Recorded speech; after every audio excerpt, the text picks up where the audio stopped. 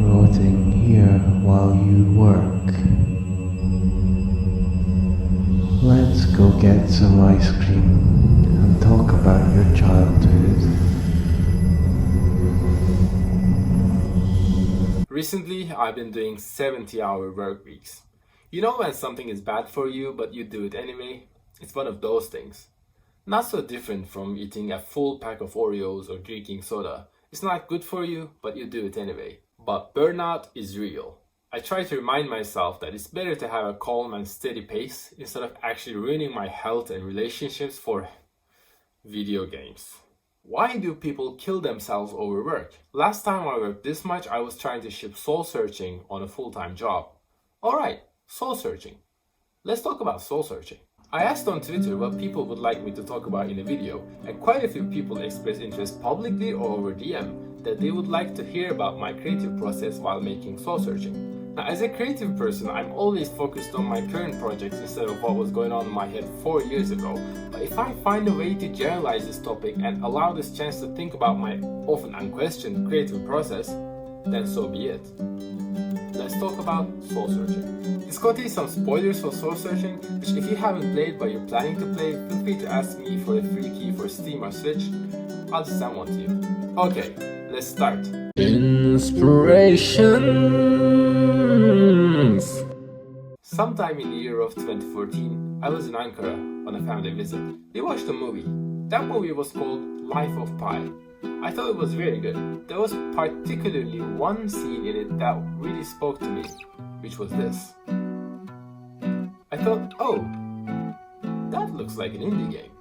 I already had an ongoing project at that time which was called Orphan. It was an adventure game about an orphanage, which was a setting I thought was just dark enough for allowing me to put in whatever messed up thought I get in my head. What you're seeing right now is an initial demo of that I've done by myself. After this demo, I took a good look at it and thought I need a proper artist to work with me. I believe I met with my good friend Alper at that time. We worked on Orphan a bit and it was going well, but Alper ended up getting busy with work that actually makes money. So we paused the project. In my experience, a lot of indie projects get paused instead of cancelled. Indie game developers don't know how to cancel projects. We just pause them until we forget about them. Orphan is one of those paused projects. So while waiting, I started prototyping that board game I was thinking about. I picked a very minimalist art style to ensure I could actually finish this game by myself. Big, chunky pixels. I thought if Teleglitch can get away with it, why can't I? Another inspiration came from Hotline Miami. I really like Hotline Miami, so I tried to find excuses to kind of talk about Hotline Miami, even though this could be about any game, but I chose Hotline Miami to talk about this particular thing.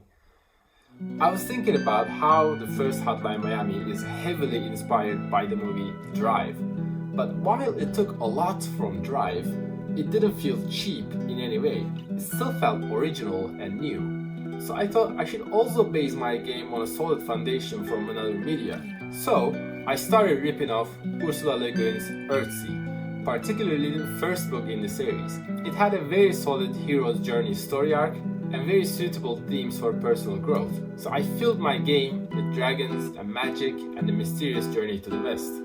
Then, I remember sometime in autumn 2016, after 2 years of on and off development, I got bored. The game was in a good place, it didn't excite me anymore. I felt like if I just continued to follow the initial vision I had, I was going to ship a boring game. I was at my parents' house at Kocaeli on a holiday, and I was thinking about how the game could be more personal and fresh. I decided to shake up the story by adding another timeline to it, the black and white cutscenes in the game. I thought I could try to tell two stories at once and kind of leave it to the player to figure out how these stories might be connected. I think Mulholland Drive, the David Lynch movie, was the inspiration for this. Challenges.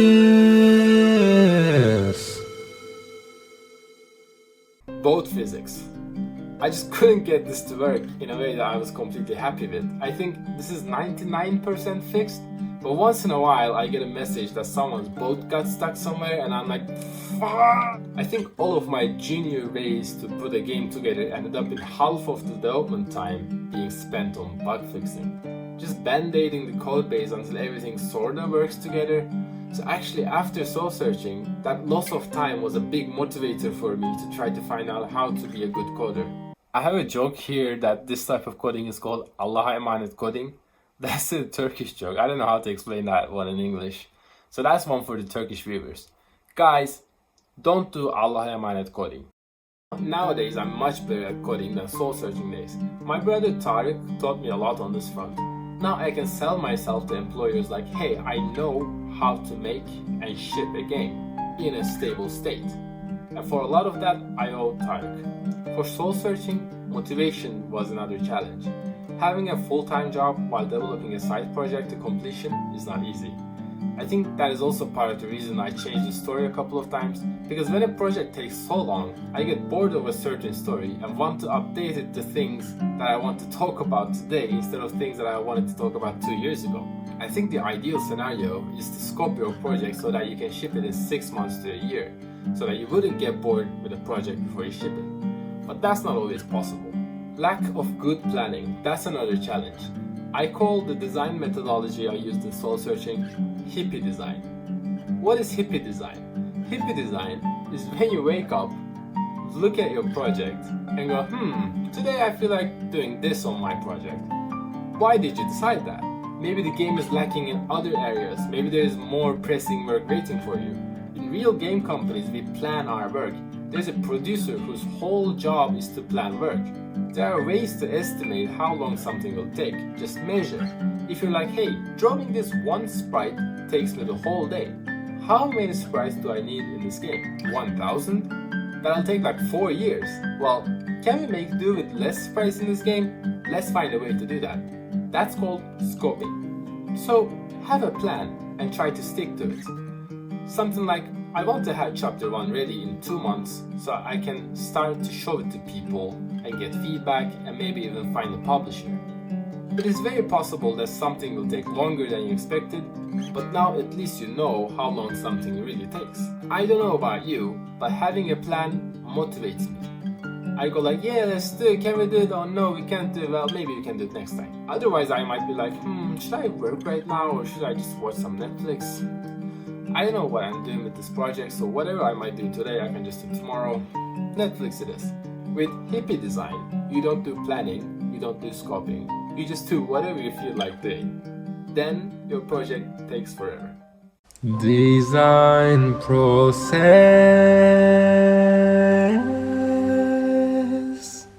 Someone asked me how I finish projects, because that's something a lot of people have trouble with. They start projects, then they leave them because they get excited about new ideas. Finishing a project is hard.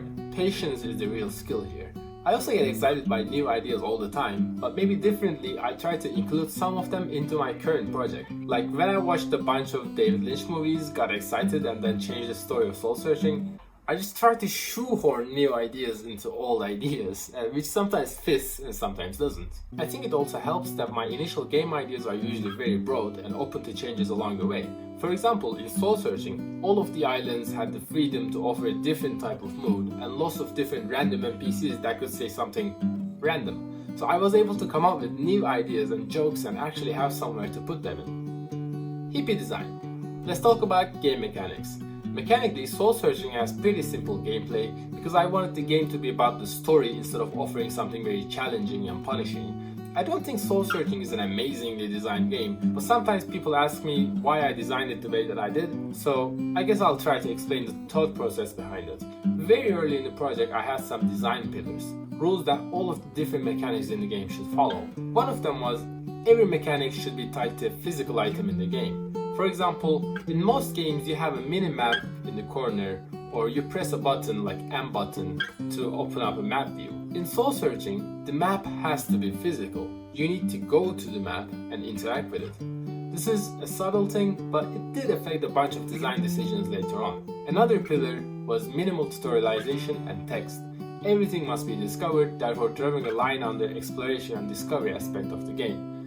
There were some problems with this particular pillar because sometimes you just want to tell the player what's happening. The visual style of the game being very abstract was not a good combination with this pillar. For example, somewhere in the game there was a heat wave that made the player thirsty and the water in their bucket evaporate. I couldn't find a way to tell the player that this was happening just through visuals. In cases like these where I had an idea but couldn't find a way to communicate that idea, I used to cancel the idea completely.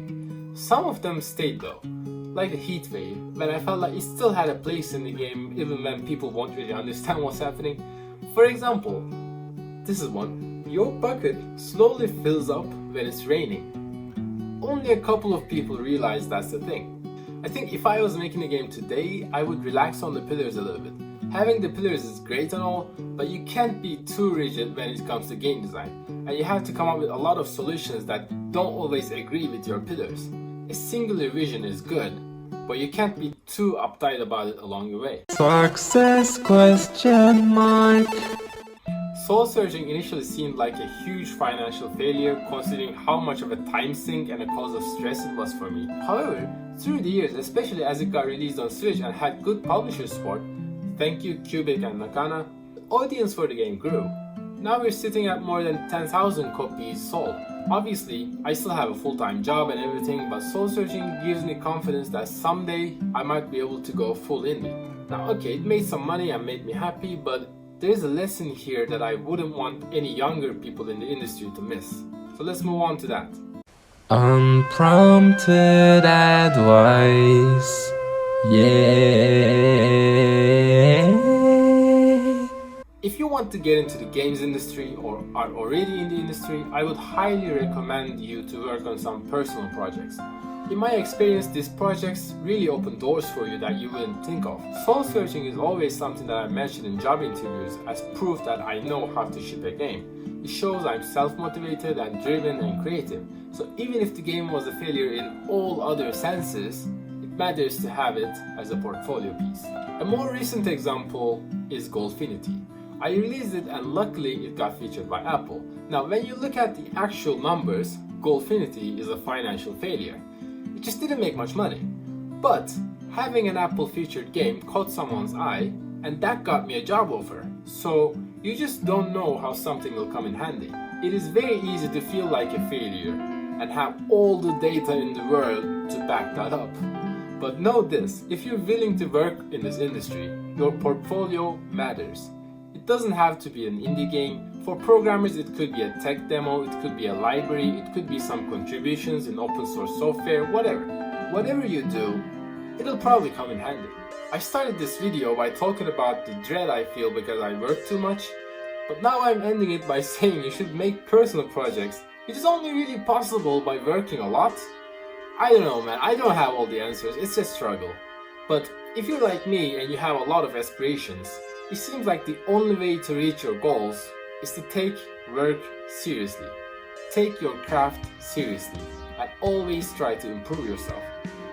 And most importantly, enjoy the process. Enjoy working. Enjoy putting in the hours. It is a struggle, but it can also be very enjoyable.